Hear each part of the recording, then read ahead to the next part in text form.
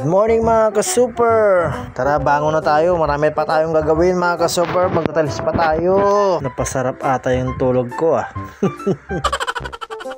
Parang ayaw ko pang tumayo, pero kailangan dahil kung di ako gigising ng maaga, sigurado mapapalo na naman ako ni Commander. Kwak. Bago ang lahat mga ka-super, syempre kailangan muna natin magluto mga ka-super. Magsayang muna tayo ng 3 takal mga ka-super. Diba alam natin ibig sabihin ng 3? I love you, diba? Sana all. Syempre kailangan natin maging sweet, lalo na pag nagluluto tayo mga ka-super. Nice! So fast forward muna tayo mga ka-super. Paniguradong mahaba-habang mga video to ang gagawin ko, kaya panay ang fast forward natin mga ka-super. Okay na, luto na yung kanin mga ka-super. Sunod natin tong longganisa mga ka-super. Ganito pala yung technique kung paano magluto mga ka-super ng longganisa. Maglagay ka lang ng tubig mga ka-super, yung saktong tubig lang mga ka-super. Pag lumubo na yung longganisa mga ka-super, tusok-tusokin mo lang siya para lalabas yung katas niya. Pag lumabas na yung katas niya mga ka-super, yun na yung magiging lasa niya at magmamantika na rin yun mga ka-super. So ganyan kami mga Ilocano kung magluto mga ka-super. Yan. Ngayon alam nyo na, turn ng longganisa mga ka-super. Serve natin yung favorite ni Boss Dos, nuggets, tsaka yung hotdog. Alright, yan, luto na mga ka-super. Tara, kain na tayo mga ka-super.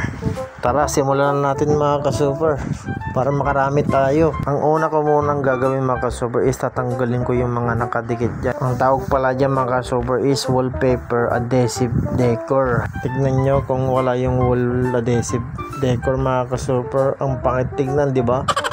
O buti na lang meron yun nun, kasi wala pa kaming budget nun mga ka-super. Salamat sa maikling panahon na nandyan ka.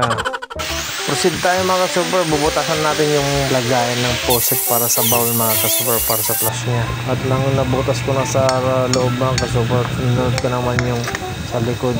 Ito pala mga ka-super is DIY lang ito mga ka-super, kasi alam nyo na ang mahal na ng labor ngayon, lalo na yung mga skilled. Sakit sa bulsa.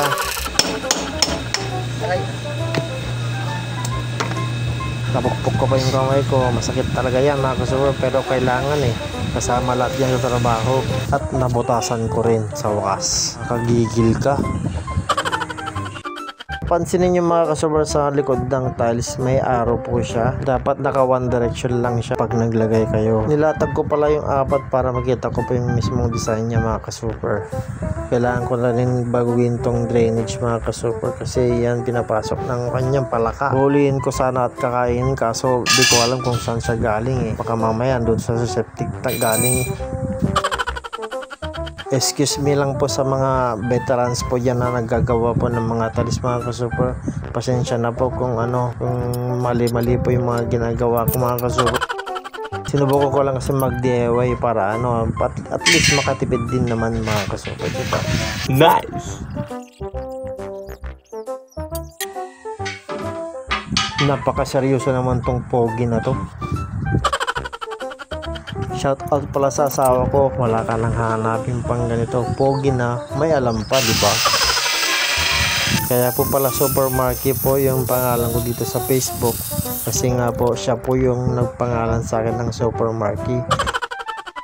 Kaya pinangalan akong Supermarket kasi marami daw akong alam na gawain na kahit hindi ko alam, sinusubukan ko pa rin. Sa awa ng Diyos, nagagawa ko rin naman ng tama mga ka-super. So let's go na, tara mag-file na tayo ng tiles mga ka-super para makarami tayo. Una is babasahin ko muna yung pader mga ka-super at yung tiles. Kailangan natin basahin yan mga ka-super para mas lalong dumikit yung adhesive cement. Nice! Shout out pala sa mga veterans dyan na may alam dyan kung paano mag-tiles mga ka-super. Sigurado yan, pinagtatawanan nyo na ako sa mga ginagawa ko. Pero ang masasabi ko sa inyo, bahala kayo dyan. At least kaya ko at proud ako sa sarili ko, diba? Sana all. Baka pagtawanan nyo na naman ako mga ka-super. Tingnan nyo na yung ginagamit ko, imbes na roller mga ka-super or metro, diba? Walis ting-ting lang mga ka-super ang sakalam. Di nyo ba alam yung walis ting-ting na yan is may magic? What?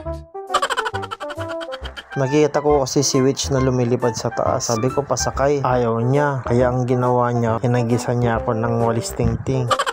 Kaya may magic pala yung walis tingting na hinagis niya. Next is DIY na naman tayo mga ka-super kung paano magtapat ng butas po mga ka-super sa mga coupling na yan mga ka-super. So kumuha ako ng 2 stick ng barbecue, tapos electrical tape, then angle roller. Yan. Tapos tinapat ko lang sa mismong butas niya mga ka-super, yun o. Yan. Pag naitapat mo na sa mismong butas ng pader mga ka-super, i-fix mo na yan, i-tape mo na yan. After na itapat na sa butas mga ka-super, kailangan natin latag sa mismong tiles mga ka-super yan. Saka natin guguhitan ng pabilog yun sa mismong coupling niya para may patapat sa mismong butas niya mga ka-super. Yan. Wala kasi akong pambili, kaya nag-DIY na lang mga ka-super, diba? Nakatipid pa. Nice. So ayan na mga ka-super yung kinalabasan niya, o nabutasan ko na po. O diba? Sa mga baguhan na gaya ko mga ka-super, gawin nyo rin to. Try nyo, tingnan nyo. Makakatipid pa kayo. Nailagay ko na rin yung mga coupling sa likod mga ka-super. Ito naman yung nasa loob niya mga ka-super. Yan po yung butas niya. O diba? So hanggang dyan lang muna tayo mga ka-super. See you sa part 3 po mga ka-super. Sana matapos ko na. Thank you for watching. Bye-bye!